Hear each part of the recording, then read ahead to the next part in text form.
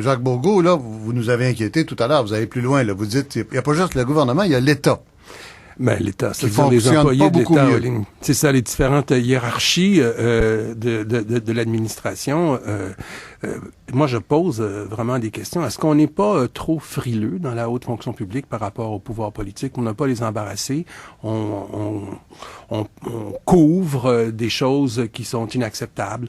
On n'en parle pas trop. On s'en occupe pas trop. Comment ça se fait que ça a pris tant de temps pour s'apercevoir que ça coûtait si cher, les contrats de transport? Là, comment ça se fait que là, il faut que les gens sachent qui parle. Là. Vous avez fait beaucoup de contrats de consultation pour les gouvernements sur la machine même de l'État. Tous les partis. Alors, vous parlez de choses que vous avez vues personnellement depuis 20 ans. Oui, pour tous les partis, à tous les paliers de gouvernement, ici et ailleurs. Et là, je parle d'ici, au sujet d'ici au Québec. Je trouve, moi, comment ça se fait donc ces choses-là peuvent s'installer, demeurer, ne pas être suffisamment enquêtées, corrigées, tant que les médias ne les révèlent pas. Par exemple, la construction d'eau. Par exemple, la construction, les coûts des systèmes informatiques, c'est au moins 20% de plus. Et puis, c'est bien plus que ça, en fait, parce qu'on rajoute des éléments supplémentaires. Puis, en plus, on a des produits dont on n'est pas satisfait. Peut-on parler du scandale GIRES, qui est un immense échec sur un système informatisé globalisé au niveau du gouvernement il y a 4-5 ans? C'est C'était sous sur les quoi, péquistes. ça? Ben, c'était un système informatisé qui devait gérer toutes les transactions administratives, en gros, du gouvernement du Québec, qui fonctionnerait pour tous les ministères tout le temps, etc. Le projet a été bâti. Alors, il faut que ce soit toujours aussi catastrophique que le registre des armes à feu, on dirait. Ben oui, en effet. Écoute, et puis moi, je dis que quand ces choses-là arrivent, comment ça se fait qu'on n'apprend pas? Comment ça se fait qu'on pose pas des questions? Est-ce que les professionnels, c'est des gens là, qui sont pas des cadres, qui ont un diplôme universitaire, qui sont des spécialistes, tout ça, quand ils voient quelque chose, est-ce qu'ils ont peur de le signaler à la hiérarchie parce qu'ils vont être considérés comme des troublemakers? Est-ce que la hiérarchie s'en occupe vraiment? Est-ce que les cadres ont peur d'envoyer ça au sous-ministre adjoint, puis le sous-ministre adjoint au sous-ministre, puis le sous-ministre au secrétaire général du gouvernement pour prendre des mesures appropriées quand c'est le temps? Moi, je suis complètement déprimé, là, Michel. Je suis sans espoir. Mais moi, peut-être qu'Armand Guy va nous dire que c'est pas si pire que ça, je sais pas. J'aurais bien la misère parce que, en effet, à peu près partout, on sent qu'il y a une culture, je vous dirais, de l'immobilisme, d'une forme de lenteur, ou à tout le moins d'une capacité, puis on retrouve ça à peu près partout, là, dans les universités. Les universités font pas exception à ça.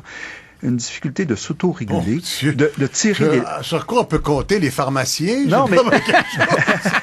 les pompiers. Goldman & Sachs. Les pompiers. 2,81. Non, parce qu'en même temps, quand on regarde les entreprises privées, les gens sont aussi méfiants à l'endroit des entreprises privées. Ils croient pas que l'entreprise privée, c'est la solution à tout. Donc, maintenant, ils veulent même plus conduire de Toyota. Mais dans tous les cas, moi, j'ai l'impression qu'il y a une espèce de lenteur qui s'est installée. Il y a une difficulté de tout réguler les processus, de sonner l'alarme. Et effectivement, on dirait chaque fois que c'est un acteur externe à la fonction publique, externe à la classe politique, qui doit agir pour provoquer un changement, pour faire en sorte que les choses changent. Autrement dit, est-ce qu'on annonce là quelque chose qui deviendra un jour une crise majeure? C'est-à-dire que si la sanction de l'élection ne change pas vraiment grand-chose au bout du compte. J'ai l'impression que c'est un peu... Est-ce que c'est ça que vous dites? Non, pas du tout. Okay, pas du tout.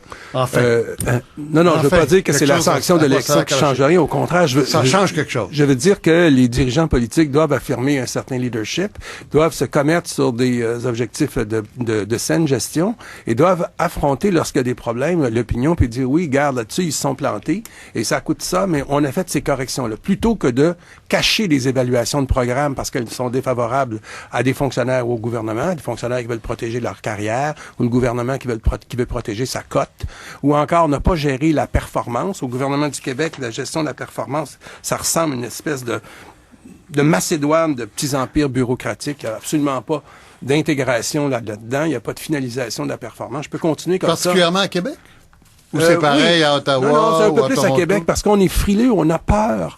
On a peur de faire du trouble, on a peur que le gouvernement paraisse mal. Ça nous prendrait une dictature, dans le fond. C'est une dictature éclairée. Ça marche. Éclairée. Même pas éclairée, juste une dictature. Oui, parce que on va finir là-dessus, Jean-Armand Guy, quand les gens ne croient plus à un parti, ça va, c'est mauvais pour le parti, mais le parti peut toujours se régénérer, et c'est arrivé souvent à tous les partis, et au Parti libéral, entre autres.